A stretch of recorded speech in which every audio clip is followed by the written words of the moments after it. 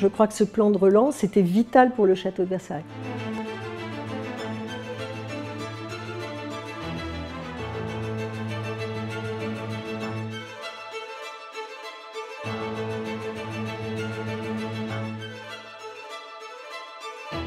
Avant la pandémie, Versailles, c'était plus de 8 millions de visiteurs. Nous sommes à peine 40% de la fréquentation que nous avions en 2019. Quand on a 80% de touristes étrangers et qu'il n'y a plus de tourisme en France, eh bien le château de Versailles, évidemment, perd l'essentiel de son rayonnement. Le 15 mars 2020, on a fermé brutalement les portes du château de Versailles.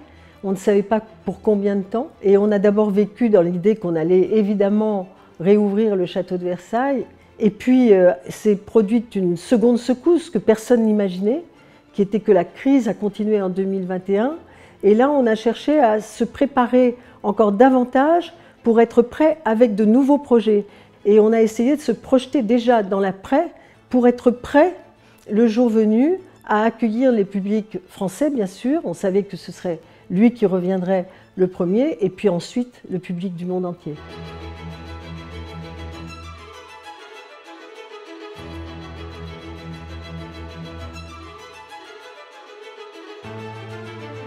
Ce plan de relance nous permet aujourd'hui de sauvegarder l'activité du château de Versailles. Il a permis d'aller au bout de certains projets qui étaient engagés et puis aussi d'engager de nouveaux projets, ces projets étant destinés effectivement à continuer nos missions inlassablement. Par exemple, nous étions engagés dans la mise en sécurité du château de Versailles contre l'incendie. Eh bien, sans ce plan de relance, nous aurions pris un retard qui ferait courir un péril supplémentaire au château de Versailles.